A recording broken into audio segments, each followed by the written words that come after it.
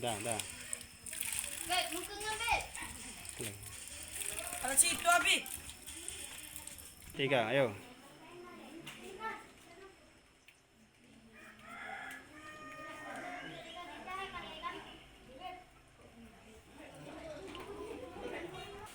Selamat pagi anak-anak. Oke, apa kabarnya hari ini? Baik. Sehat semua? Sehat. Sudah sarapan belum? Sudah. Iya. Kalau sudah sarapan, sebelum kita memulai pelajaran, kita membaca doa dulu ya. Coba siapa yang mau membaca doa memimpinnya? Siapa yang berani? Angkat tangan. Doa yang biasa kita memulai pelajaran, siapa yang berani? Coba, Adel. Ya, silakan pimpin. Ayo. Nggak bisa, nggak berani. Siapa yang berani? Doanya. Ayo. Yang malu-malu, ayo. Ayo, Rapid, ayo. Marilah teman-teman, kita sama-sama. Sama-sama membaca doa.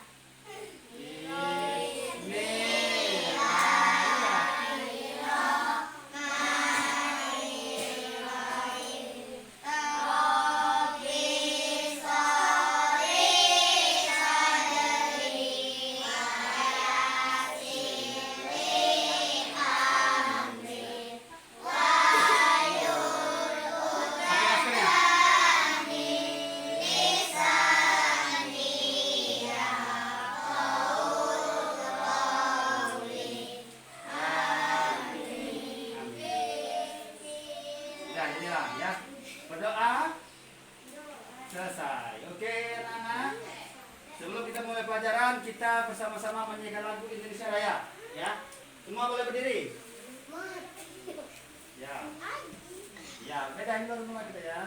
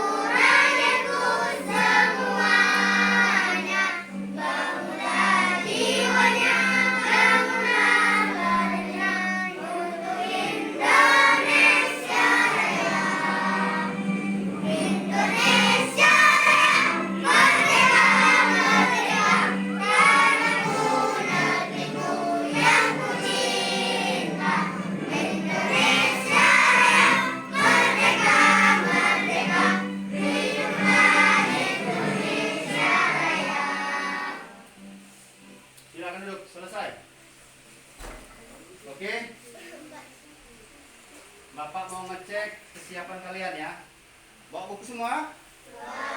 Alat tulis bawa? Masker dipakai ya, ya kalau di ruangan dipakai masker ya. Masker dipakai, sudah ada semua. Oke.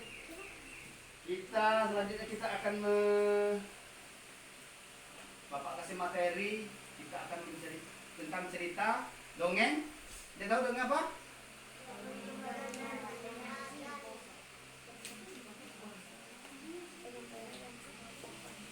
Warahmatullahi wabarakatuh. Kita dongengnya ya. Hai, selamat pagi anak-anak. Kali ini kita masih belajar tentang dongeng pada mata pelajaran bahasa Indonesia kelas 3 tema 2 subtema 1. Dongeng yang akan kita baca kali ini adalah Pengembara dan Sebuah. Sang pengembara berjalan di sepanjang jalan yang berdebu dan tandus di... Siapa yang mau baca paragraf pertama? Siapa yang berani? Coba. Randy, silakan dibaca. Baca, nggak berani. Kamu, ya, ujung. Siapa namanya? Rahman, silakan Rahman. Dua orang pengembara berjalan di sepanjang jalan yang berdebu dan tandus di hari yang sangat panas. Iya, pintar ya. Dan hari yang sangat panas, mereka menemukan... Selanjutnya, coba yang perempuan. Siapa? Nadira. Nadira, silakan baca.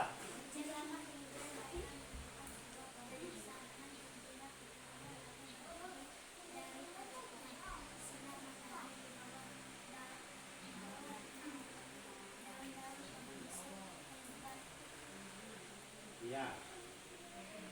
sebuah pohon besar sehari di bawah naungan daun. Beristirahat, Siapa lagi selanjutnya yang berani? Iya. Saat beristirahat, mereka melihat ke atas pohon. Salah seorang pengembara berkata kepada teman seperjalannya. Iya, pintar. mereka melihat ke atas pohon. Betapa tidak berusia sama sekali. Ada lagi? Siapa lagi yang bisa melanjutkan? Ayo, Adel, silakan. Belajar, coba. Enggak apa-apa. Iya, silakan. Betapa tidak bergunanya pohon besar ini. Pohon ini tidak memiliki buah sehingga tidak berguna untuk manusia sama sekali. Iya. Jadi betapa tidak bergunanya kata si pengembara itu ya. Betul pengembara itu kan? Dia ini berteduh. Lihatnya pohon itu tidak ada buah. Jadi dia ngomong, betapa tidak bergunanya pohon ini. Pohon ini tidak memiliki buah sehingga tidak berguna untuk manusia. Jadi jangan salah ya, walaupun tidak berbuah, pohon itu ada perasaan juga. Dia itu bisa berbicara dalam bahasa bicara pohon. Jadi tidak boleh menghina pohon. Walaupun pohon itu tidak berbuah. Walaupun dia tidak berbuah, tapi dia bisa bermanfaat untuk siapa? Untuk manusia. Contohnya dua pengembara ini di pohon lebat. Kalau tidak ada pohon, dia berteduh di mana di cuaca yang panas itu? Nah, nggak ada kan? Karena ada pohon, jadi dia berteduh di bawah pohon. Walaupun pohon tidak berbuah, tapi dia bisa berteduh, bisa meneduhkan orang tempat istirahat. Dingin kan bawah pohon kan? Siapa sering bisa yang biasa main di bawah pohon? Oh, enak kan? Dingin kan? Nah, apalagi itu pohon rambutan ya. Sambil main di bawah pohon, ngambil apa lagi tuh? Ngambil rambutan. Nah, kita lanjut lagi ya. Besar tersebut lalu berkata, pohon itu berkata lagi, Coba. Siapa yang bisa lagi lanjutkan? Ayo. Kamu nak? Yang pohonnya tuh. Kamu manusia yang tidak tahu terima kasih. Ya, lanjutnya lagi. Ayo. Kamu datang Jadi apa enggak? Kamu datang dan berteduh di bawah daunku. Iya, pintar. Jadi pohon dan manusia itu berdialog. Kamu manusia tidak tahu berterima kasih kata pohon itu. Padahal dia sudah berteduh di bawah pohon itu ya. Jadi jawab lagi. Kata si pohon, kamu datang dan bernaung di bawah daun-daunku. Nah, dia berterima kasih dia jadi. Kita lanjut lagi. kamu datang jodoh. Nah, kamu menikmati teduhnya perlindungan cabang dan daunku. kamu masih menyebutkan tidak berguna sama sekali. Padahal dia udah bertumbuh di bawah pohon tadi, cabang-cabang rimbun kan. Ibarat kata bahasa kita apa? Lebat. Saking lebatnya tuh enak dingin ya. Nah itu. Mati tidak boleh sama sekali. Dari dongeng yang kita baca tadi. Nah, dari dongeng kita baca tadi, Tuhan menciptakan makhluk hidup dengan tujuan tertentu. Setiap makhluk hidup bermanfaat untuk makhluk hidup yang lainnya. Tumbuhan bermanfaat untuk manusia. Hewan juga memiliki banyak manfaat untuk manusia. Bagaimanakah sikap manusia terhadap tumbuhan dan hewan? Apa sikap kita terhadap tumbuhan dan hewan? Ada yang tahu? Nah, kita berguna, setiap makhluk hidup berguna untuk makhluk hidup yang lainnya. Hewan juga memiliki manfaat untuk manusia. Contohnya apa coba? Hewan juga memiliki manfaat untuk manusia. Siapa yang bisa contohnya? Hewan itu punya manfaat untuk manusia. Contohnya apa? Ada yang tahu? Apa? Sapi misalnya buat bisa dipotong dimakan, bisa untuk bajak sawah, kan bermanfaat untuk manusia kan? Masa kita mau nyangkul udah. Nah sapi mau bajak sawah, sapi bisa dipotong dagingnya buat dimakan, bermanfaat kan? Apa ada yang nggak mau makan sapi sini? Ada yang mau makan sapi? Mau enak kan? Kalau makan sama sapi siapa yang mau? Nah mau makan sama sapi? Di sini sapi, di sini kamu. Mau. Kalau makan sapi, makan sapi mau. Kalau makan dengan sapi mau nggak? Nah, dari itu harus jeli ya. Makan dengan sapi, makan sapi. Beda kan? Nah, iya. Jadi hewan itu bermanfaat untuk manusia. Dan manusia juga bermanfaat untuk hewan. Apa contohnya? Contoh kecil aja. Misalnya kalian makan, jatuh makanan di halaman itu. Siapa yang makannya? Hewan apa itu? Ayam lagi. Jajan, Nadira. Cuk jatuh. Pasti ada ayam. Cuk, dibatok ayam lagi kan? Nah, berarti bermanfaat untuk hewan. Manusia tadi ada manfaat untuk hewan. Ada lagi contohnya. Manusia bermanfaat untuk hewan. Kalau manusia mati, dikubur itu kan? Coba perhatikan Bapak. Kalau dikubur itu kan dia membusuk manusia itu ya. Bangkai, semua bangkai itu membusuk. Ulatan dia kan. Ulat itu hewan apa manusia ulat itu? Hewan. Jadi manusia itu bermanfaat untuk hewan.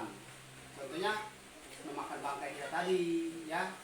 Itu hal yang sekecil bukan apapun. Lanjut lagi. Bisa menyimpulkan bahwa Tuhan bermanfaat sekarang bagusnya kepada hewan dan tumbuhan. Nah, sikap manusia seharusnya kepada hewan dan tumbuhan. Ada yang tahu? Apa?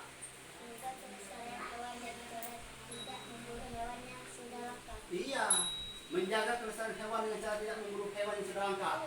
Hewan yang langka itu banyak. Ada yang tahu burung berbah, burung kutilang. Ada yang tahu? Walaupun kita tinggal di kampung, burung kutilang itu sudah susah dicari ya. Kenapa? Ada yang tahu? Burung kutilang sudah susah dicari karena harganya ada harganya. Satu burung itu 5.000, 10.000. Orang masuk pikat, jaring, dapat bisa 10 habis dia. Satu orang itu, satu hari. Kalau 2 orang dalam tiap hari habis burung. Jadi makanya di burung kita nggak ada lagi burung-burung kutilang, burung-burung murai, nggak ada lagi kan? Karena dipikat. Habis jadi. Nah, tujuan kita tadi menjaga kelestarian hewan dengan cara tidak memburu hewan langka. Itu termasuk hewan langka, tidak ada lagi sekarang ya. Yang kedua, menjaga hutan yang ada dengan cara tidak menebang pohon sembarangan dan tidak membakar lahan untuk kepentingan pribadi. Nah, misalnya apa? Tidak menebang pohon sembarangan. Misalnya kita ada hutan luas. Hutan itu bukan punya kita ya, punya pemerintah. Tebang, mesin so, dibakar. Itu apa tujuan akibatnya nanti? Kalau gundul hutan yang digundul, itu apa akibatnya nanti? Iya, kayak kita ini kan di bukit-bukit ini, tebing-tebing. Kalau di pertebingan itu nggak ada lagi pohon, gundul. Kalau hujan gimana hujan? Longsor, tanahnya longsor kan nggak ada pohon lagi, tebing kan? Nah, kayak tebing-tebing kita di kebun-kebun ya, nggak ada pohon. Pohon itu kan ada akar, akar itu mencengkeram ke tanah. Nah, ini nyengkeram lagi. Jadi tanah tadi nggak anyut, ditahan. Coba kalau nggak ada tanah, nggak ada pohon, pasti tanya habis. dikit ujung-ujungnya bergerak dia longsor habis lagi. Enak kalau nggak ada rumah. Kalau di bawah ada rumah, timbun rumah, maka ada korban jiwa yang mati tertimbun, ya. Itu makanya jangan tebang pohon sembarangan, ya. Kita harus menjaga lahan kita.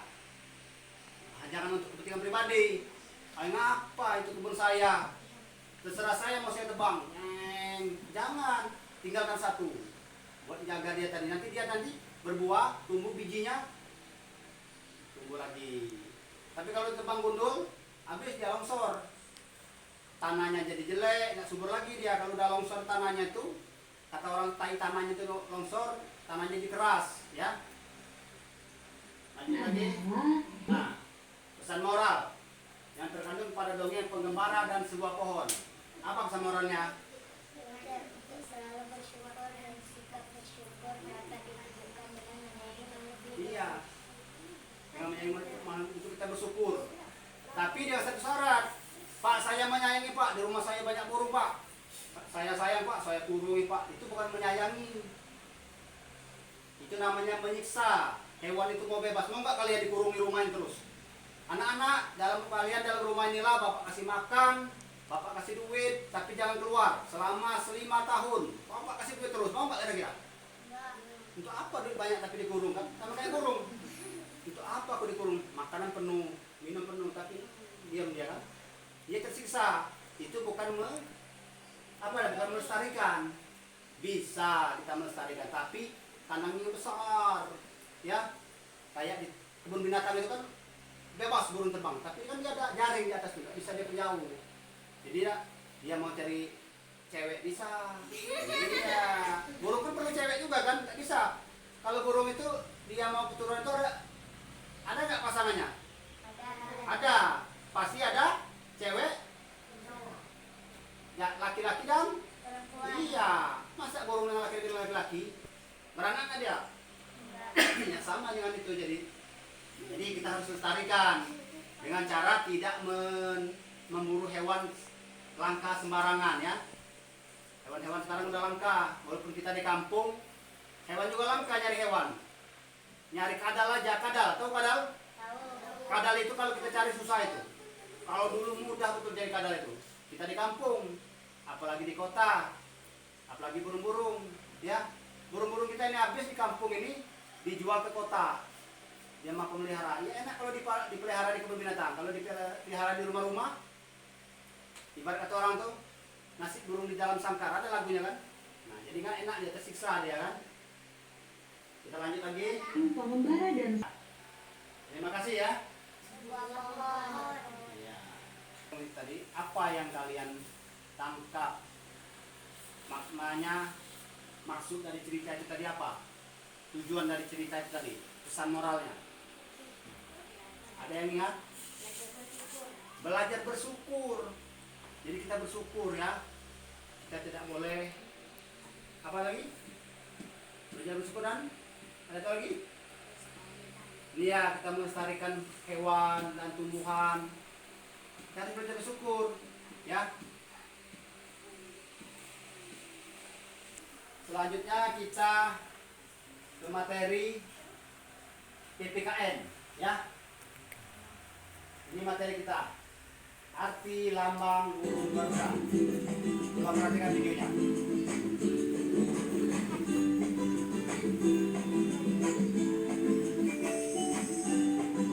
Garuda Pancasila.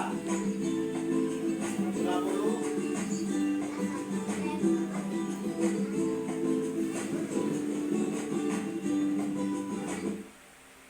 Nah, Garuda Pancasila jumlah bulunya ada 17 sayap. 17 sayap ya. 17 sayap itu ini nah. Hitung. Nah. Ada 17 ya. Ekornya ada 8. Ini 4, ini 4. 19 kaki. Ya. 45 leher. Ini bulunya. Nah, ini 19. Jadi maksudnya apa tuh lambang tadi? 17 ini apa?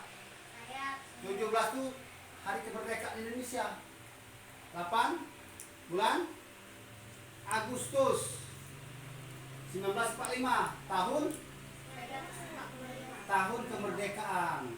Jadi hari kemerdekaan kita adalah 17 Agustus 1945 ya.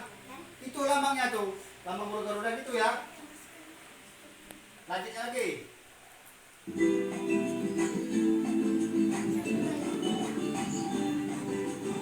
Garuda Pancasila arti kan Garuda Pancasila arti emas, emas ya. Kan warnanya kuning keemas-emasan, artinya itu kejayaan, jaya. Jaya itu bukan bapaknya Dede. Jaya artinya tuh apa tuh? Apa jaya? Jaya besar. Jaya itu besar, makmur bisa, pokoknya yang melebihi jaya. Perisai, mana perisai? Perisai lambang kekuatan pertahanan ya. Iya, perisainya kan. Kepala ke kanan ini, dia noleh ke kanan itu apa maksudnya? Apa? Etika. Etika itu apa? Etika, sopan, santun, ada etika. Bukan kayak gini. Itu orang maling ya. Ini orang ini kan, iya ya. Jadi dia gini, sama kayak polisi kan. Nah, ya. Bukan kayak gini-gini ya. Buka lemari orang, ada orang maling itu namanya ya. Oke, kita lanjut lagi. Dalam Peraturan Pemerintahan Nomor 43/1998 Pasal 12 melarang menambahkan gambar, angsa ataupun pada lambang negara Garuda Pancasila. Tidak boleh ya. Kalau ada yang nambah-nambah lagi di sini lambang, ini kan ada sila-sila, 5 sila, lambang 5 sila. Ditambah lagi gambar apa Pak? Biar keren, nanti gambar metal. Tidak boleh ya. Masa burung Garudanya bukan megang gini? Kan dia megang gini kan? Karena burung Garudanya metal kayak gini. Nggak boleh, ya. Itu namanya merubah lambang negara. Kita melanggar pasal ini, pasal 12. Apa pasal 12? Akibatnya nanti berarti kita dianggap pengkhianat bangsa.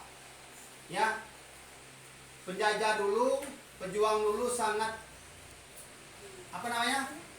Mati-matian tumpah darah mereka memperjuangkan kemerdekaan Indonesia ini. Kita enak sekarang ini.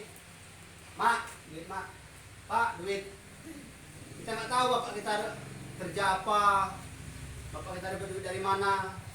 Ya. Mereka berjuang juga itu. Berjuang demi siapa? Demi kalian. Mereka cari duit itu demi kalian, biar kalian jadi pintar. Sama juga itu pejuang rumah tangga. Sama kayak pejuang juga tuh. Kalau pejuang kemerdekaan, mereka memperjuangkan bangsa dan negara melawan penjajah. Pakai senjata, bambu runcing. Pakai apa lagi zaman dulu? Pakai pistol. Ya? Iya, melawan penjajah. Enak sekarang nih. Kalau sekarang masih ada orang berantem namanya tuh masih zaman penjajah. Penjajah dulu tuh Belanda musuh Indonesia. Nggak ada lagi orang berantem zaman sekarang. Sekarang ya. Kita lanjut lagi. Nah, sila pertama lambangnya apa tuh? Bunyinya apa? Ketuhanan yang Maha Esa. Maknanya 5 kepala dalam bintang emas ialah 5 agama besar di Indonesia. Ada yang tahu 5 agama besar di Indonesia apa? Islam, Kristen, Hindu, Buddha, Katolik. Iya. Ya, 5 agama besar yang diakui. Selain itu tidak diakui nama bangsa. Ya. Sila kedua apa bunyinya? Maknanya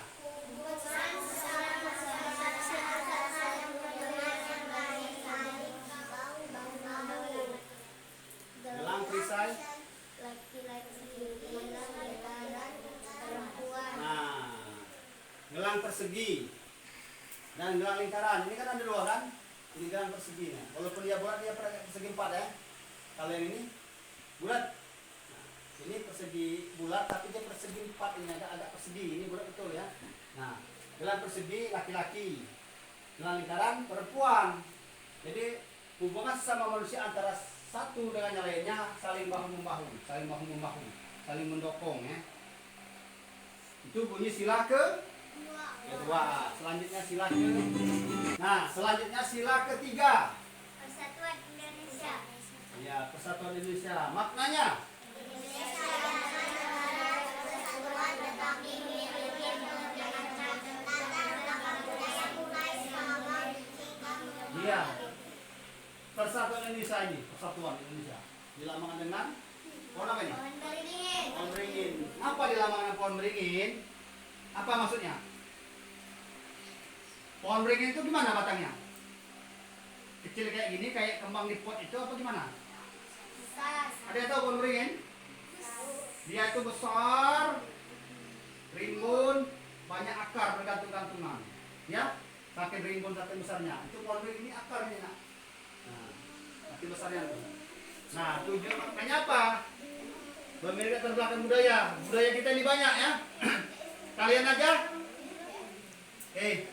Kalian aja ini kan banyak budaya. Ada orang Ogan ya ada. Ada Jawa.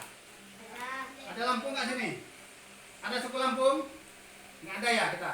Padahal kita tinggal di Lampung ya. Nggak ada orang Lampung ya. Jawa, Ogan. Kamu suku apa? Ogan. Iya ini Ogan semua ini. Jawa. Ya, nggak ada suku Lampung ya. Nah, karena kita tinggal di Lampung, nah, sama aja. Itu namanya berlatar belakang budaya. Dari Sabang sampai Merauke. Dari Sabang, perhatikan, dari Sabang itu di Aceh, Indonesia Barat sampai Merauke, Irian Jaya, ya. Itu bunyi sila ketiga.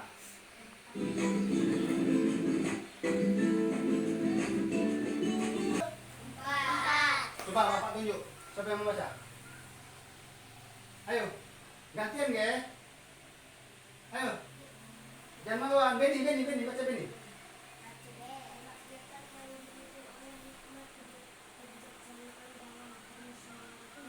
Iya, kerakyatan yang dipimpin oleh hikmat, kebijaksanaan dalam permusyawaratan perwakilan. Kerakyatan yang dipimpin oleh hikmat, kebijaksanaan dalam permusyawaratan perwakilan. Jadi harus bermusyawarah dan perwakilan. Tidak boleh kita mau kita sendiri. Nah, maknanya banteng merupakan binatang sosial yang sama dengan manusia. Kenapa dilambang ke banteng? Karena banteng ini dilambang ke banteng itu karena banteng ini suka ngumpul. Ya, banteng itu dia sering berkelompok kalau di hutan ya. Kalau kita di sini nggak ada lagi banteng, dia ada di dataran Afrika. Banteng itu banyak, dia berkumpul. Banteng, dia nggak hidup sendiri, banteng berkumpul. Jadi sosial ya, dia saling menjaga. Misalnya ada harimau mau makan satu ya, udah ngumpul ya, serbungnya rame-rame. Itu namanya tuh, jadi permusyawaratan. Bisa merupakan binatang sosial, sama seperti manusia banteng itu ya.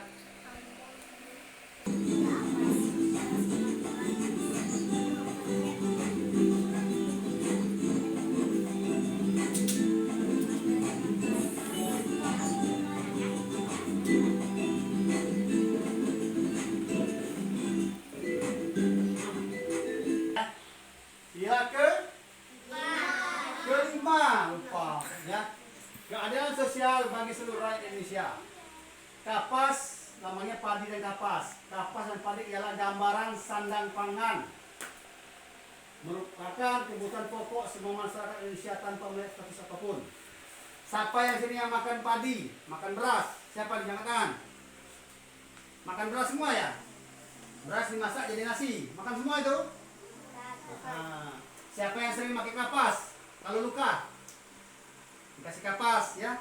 Ya, di P3K itu ada kapas ya. Dibersihkan dulu, kasih betadin ya. Itu kebutuhan pokok semua manusia ya. Masyarakat Indonesia. Masyarakat Indonesia itu terbiasa makan apa? Makan nasi. Ya, beras sama aja ya.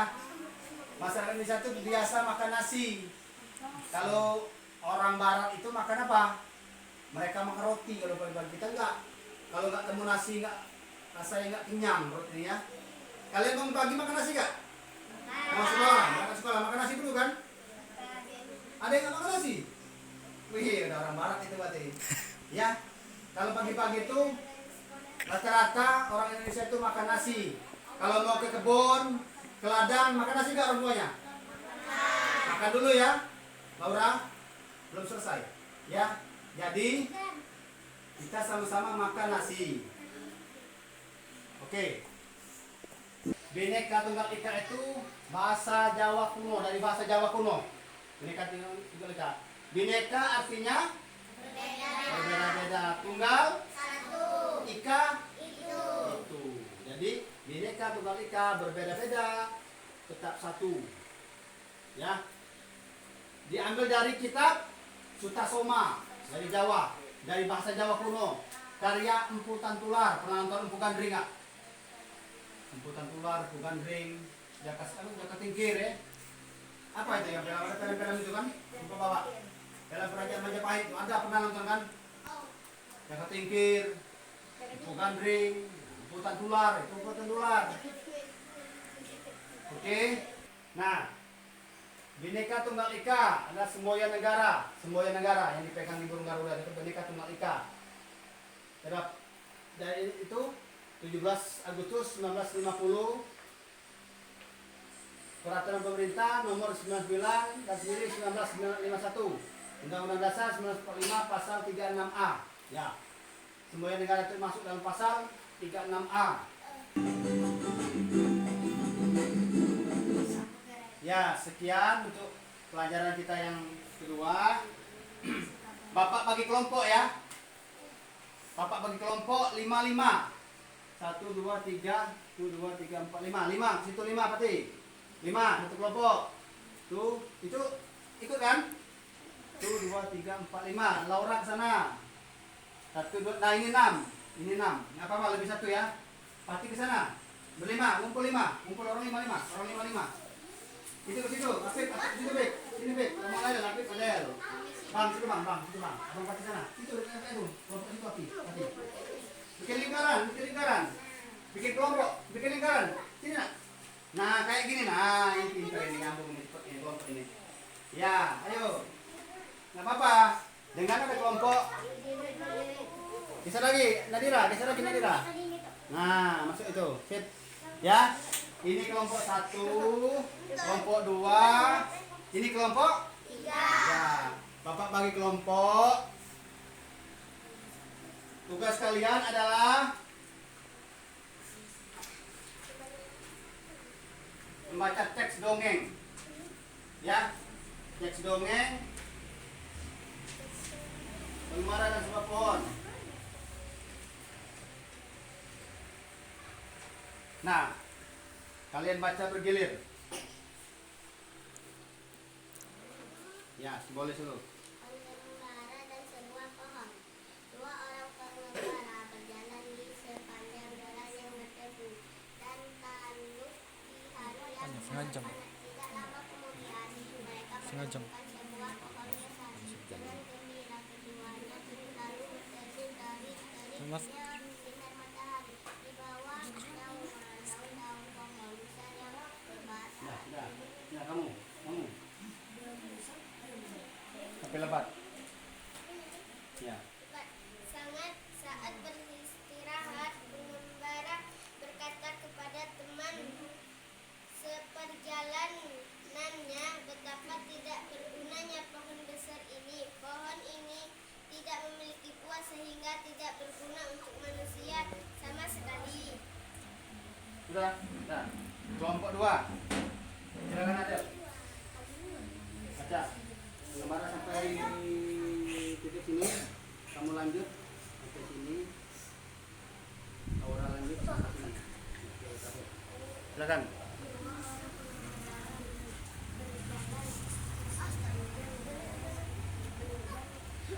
Kuat ya.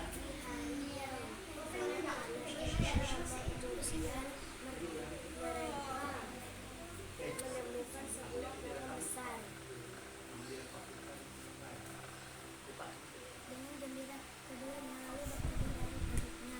Sinar matahari di bawah naungan daun-daun pohon besar yang lebat. Sampai habis. Gimana tadi?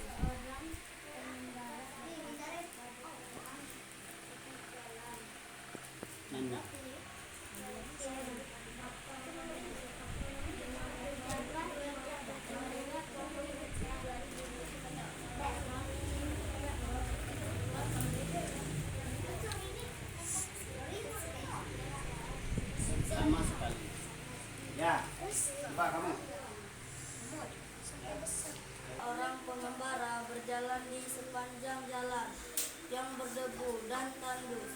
Di hari yang sangat panas, tidak lama kemudian mereka menemukan sebuah pohon besar.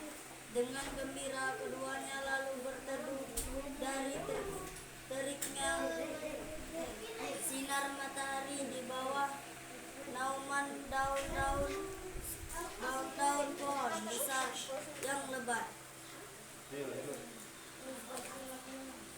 Saat beristirahat, mereka melihat ke atas pohon.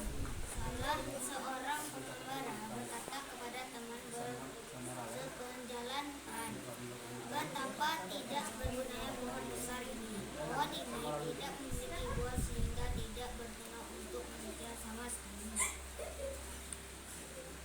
Sudah selesai? Tugas kalian menjawab perebutan ya. Dari 3 kelompok ini Bapak mau lihat siapa yang nyambung dari cerita dongeng tadi. Kan tadi itu cerita dongeng, pengembara dan Sebuah sebuah pohon. Jadi pesan moral apa yang terkandung di dalam itu? Bapak menanya, siapa yang bisa jawab? Pesan moral apa yang terkandung dalam dongeng itu? Siapa angkat tangan? Siapa yang bisa? Ayo. Ya, Nadira, coba baca. Yang terkandung. Ada lebih pengembara dan sebuah pohon adalah belajar kebersihan bersyukur dan sikap bersyukur dapat ditumbuhkan dengan menyayangi makhluk hidup. Iya, tepuk tangan. Iya, itu ya. Baik, kelompok 2 ya. Kelompok 2 pintar itu.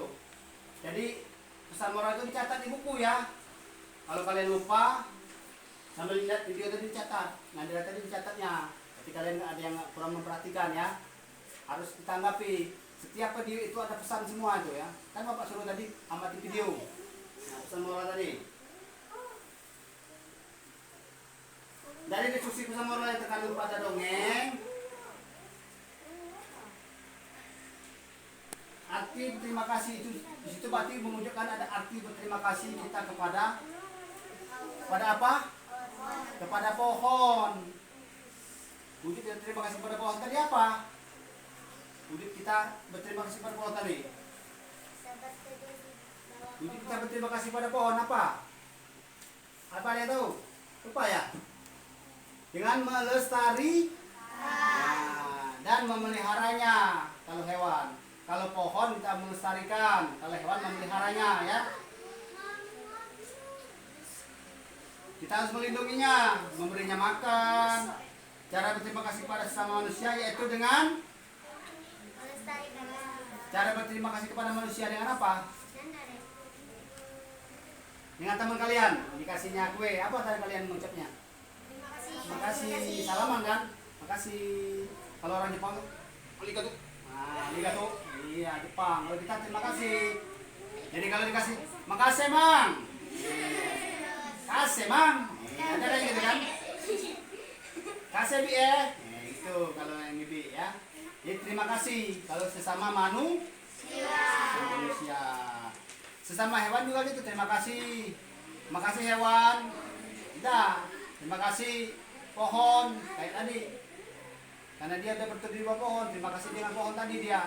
Dengan cara tidak menebangnya. Ya.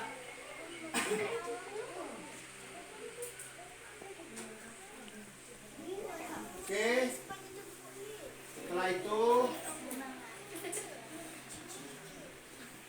ini kegiatan apa yang kalian sukai? Yang paling kalian sukai apa? Dari kegiatan ini tadi kita belajar ini, apa yang kalian sukai? Apa? Membaca. Iya, tidak. Ada lagi? Dari kegiatan ini kita belajar sore ini apa kegiatan yang kalian sukai? Hah?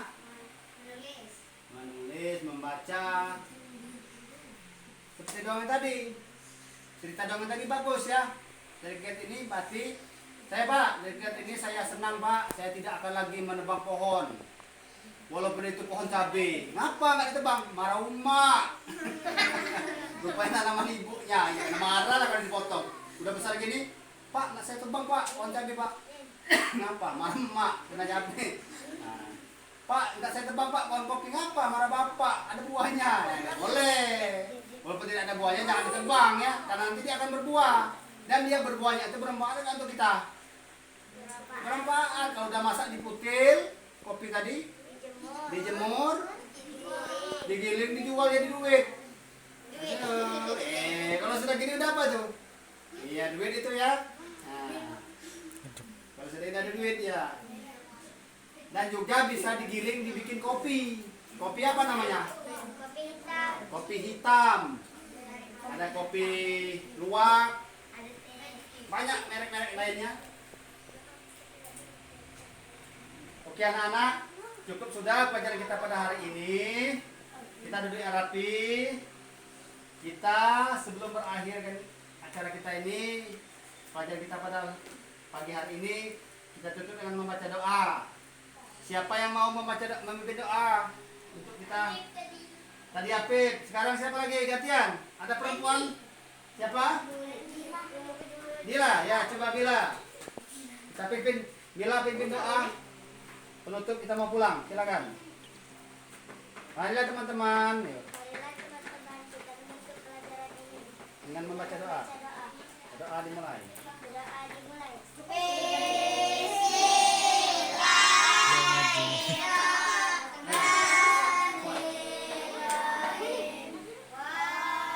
Asri.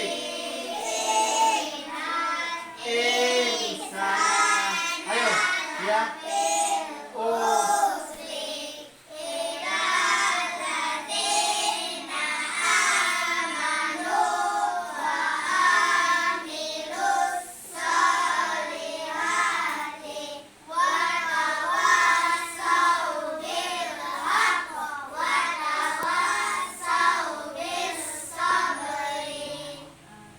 Ya. Baris berdiri. Sebelum pulang, kita keluar saliman dulu. Baru di luar ya. Yuk, silakan. Nah, keluar, ayo salim dulu. Ya. Keluar ya. Ayo. Keluar, keluar. Oh, ada ngantuk ya? Yuk. Ayo. Iya, Bang.